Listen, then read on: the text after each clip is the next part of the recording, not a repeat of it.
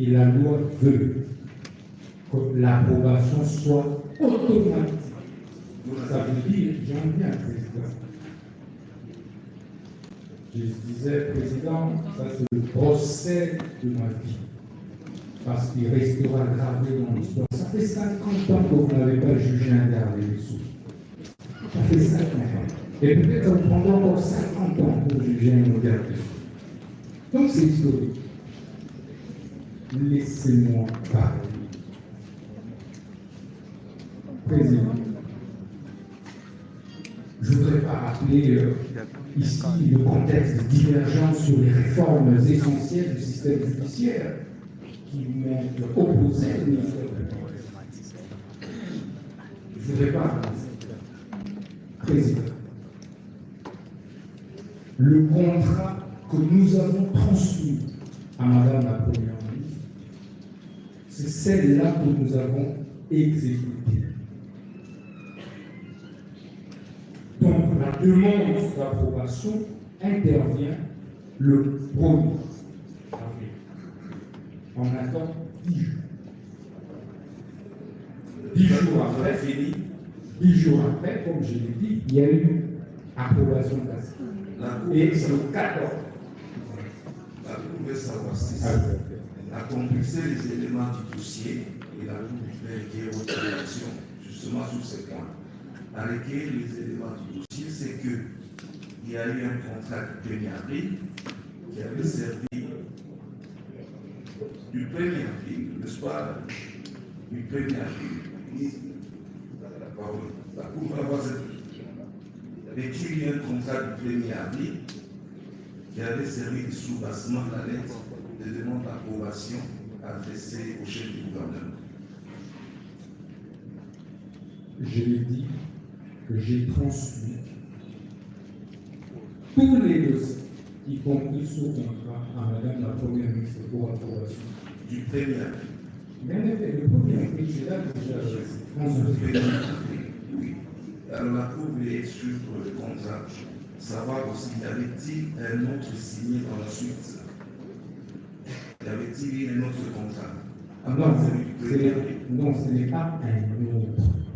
Quand il y a un rectificatif à un contrat, ça ne change pas de contrat. C'est le même contrat. C'est un petit avénement. Et les dates? Oui, c'est le 14, comme je l'ai dit. Le 14. Et celui du 14 est-il intitulé avénement ou c'est le même contrat? Mais non, ça n'a changé. Non, Président, ici en droit de marché public, même une simple lettre peut constituer un avénement. Restons dans le là. Le contrat du 1er avril, vous dites aussi qu'il y a eu un contrat le 14 avril. La Cour veut savoir de vous qu'est-ce qui pourrait justifier cela. Vous demandez l'approbation sur foi d'un contrat signé le 1er avril. Bien entendu, vous dites que le chef de gouvernement n'avait pas répondu. Mais dans la suite, il y a un autre contrat du 14 avril. D'où la question suivante. Quels sont les contrats, selon vous, qui avaient été approuvés par le chef du gouvernement? Est-ce celui du 1er avril ou celui du 14 avril? Je viens de répondre à cette question. C'est le même contrat qui a été approuvé par Madame la Première ministre. J'aimerais que vous vérifiez après cela. Donc, on a que les contrats du 1er avril, c'est le même que celui du 14 avril. C'est le même contrat. Sauf, oui, je me suis déjà expliqué là-dessus. Oui, vous voulez comprendre. Je mérite. Je suis très à l'aise.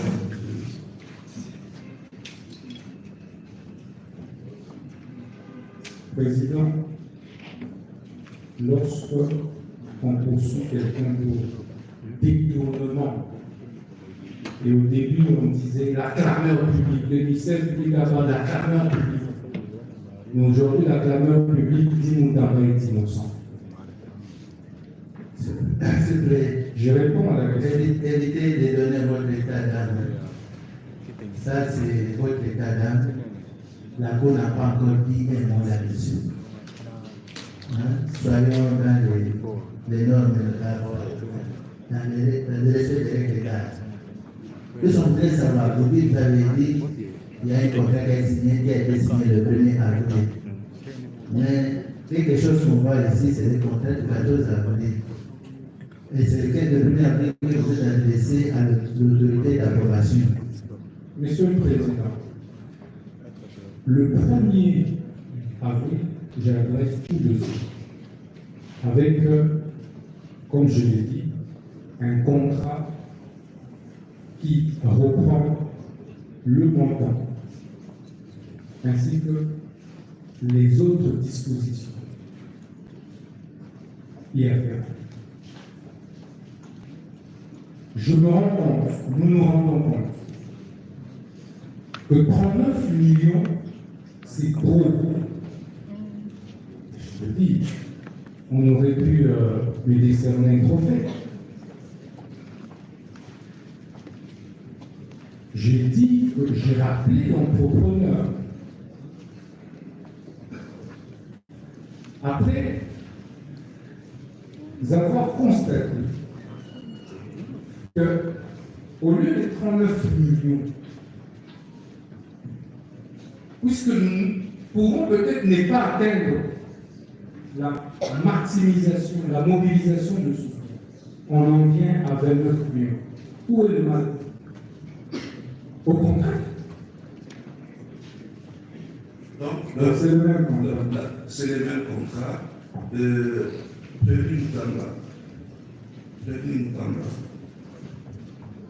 Il est affirmé par Madame la directrice AGI de la Direction générale des contrôles de marché public que la première fois votre demande était rejetée et que c'est une seconde fois que vous l'avez introduite et sur votre insistance, la Cour veut tout simplement savoir si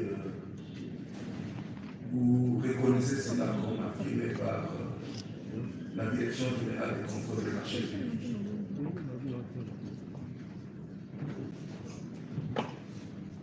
Monsieur le Président,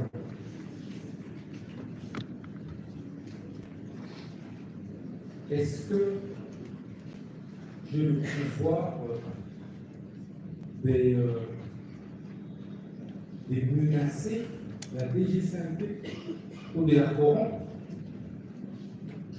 Encore que, revient-il à la directrice générale AI seule d'accorder l'autorisation spéciale? C'est toute une commission qui s'est réunie. Je sais qu'on est par les avocats. Comment vais-je exercer la pression? Étant entendu, Président, c'est un dossier qui a pris plus de 7 mois. Je n'avais aucun intérêt personnel. C'est de l'argent que j'ai trouvé, que j'ai conservé.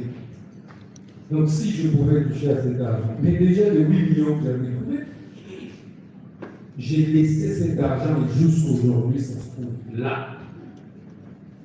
Merci. C'est-à-dire qu'il n'y avait ni menace en existence. Monsieur. Si d'abord ici, vous allez connaître l'opération. Répondez. Patience. Bien. La docteur, d'abord, relever les questions de Tamba. Et c'est par rapport à un montant bien déterminé. Le détournement porte sur un montant de 19 millions selon vous. Vous l'avez répété plusieurs fois. 19 millions, 19 millions, 19 millions. Mais lorsque nous regardons l'acte d'accusation du ministère public, on n'est pas à 19 millions. On est à 19 millions 900 000 dollars américains. Il faudrait qu'on s'accorde sur le montant supposé détourné. Ça, c'était une observation simplement. Alors maintenant, j'en viens à la question de la Cour au sujet du secret tourné en large. Vous avez dit que vous avez reçu l'autorisation, vous avez été instruit par votre haute hiérarchie qui vous avait permis, si on peut se répéter de cette manière-là, de construire des prisons. Donc c'est votre hiérarchie qui vous avez autorisé à le faire. Alors, pour de savoir d'où devriez-vous, disons, à quel point devriez-vous recourir pour la construction de ces prisons-là. Pourquoi le cours pose cette question? C'est vraiment parce que vous avez fait une distinction ici des fonds provenant de paiements effectués par l'Ouganda. Vous avez dit qu'une partie de ces fonds-là est destinée à l'indemnisation de victimes de cette guerre-là imposée par ce pays-là. Mais une autre partie devait aussi être destinée du moins à la réparation de préjudices environnementaux. Alors, la Cour voudrait savoir de quel panier devait provenir la somme que vous, en tant que ministre de la Justice, devriez puiser. Si vous avez puisé, est-ce que vous devez puiser plutôt les fonds nécessaires pour la construction des prisons? Donc, les fonds destinés à la réparation des préjudices environnementaux, donc les fonds destinés à la réparation de l'indemnisation des victimes. Je ne sais pas si là, bien sûr, la question contre ces présidents qui viennent de donner. Président, merci. J'ai compris. En fait, j'ai déjà répondu à cette question. Je vais peut-être me répéter un peu. J'ai dit que c'est moi qui ai adressé une note d'information au gouvernement. Que vraiment les greffiers notent ça. Oui, c'est ça. J'avais déjà dit, j'avais adressé une note, j'ai défendu ça au gouvernement. J'assume ce que je dis. C'est moi qui demande que l'on construise, l'on utilise le fonds que j'ai trouvé. Dans ce fonds qui était déjà utilisé avant. J'ai trouvé que 16 millions étaient déjà utilisés. Oui, mais la précision, c'est la suivante. Il y a des intitulés, c'est vous qui donnez ça. Vous dites fonds destinés à réparer les préjudices environnementaux. Est-ce que nous sommes dans ce contexte-là, s'agissant de la construction de prisons? Ou alors, les fonds destinés à l'indemnisation des victimes? Sommes-nous là aussi dans la possibilité qui nous a été offerte, n'est-ce pas, de construire des prisons? Est-ce que ces fonds-là, les deux types de fonds-là, devaient servir à la construction de prisons? Monsieur le Premier Président, vous nous avez dit que vous accorderiez la parole à nous après avoir écouté le chapitre Lyon. Parce que là, je vois que nous sommes dans un chapitre. Je vais, parce qu'il revient sur le nom je vais dire l'origine de l'organisation, c'est après ce que vous permettez, le temps que je me repose un peu. Les avocats puissent prendre. Bien, d'accord, on va donner d'abord la question par rapport à la société Sion. Le ministère public peut prendre la parole et puis les avocats. Non, c'est lui qui a la parole. Je voudrais que ce soit compris. Ça ne se discute pas, s'il vous plaît. Respectez les règles d'art, s'il vous plaît. Vous ne l'avez pas, vous demandez la parole. Oui. Mais vous allez réagir. Oui.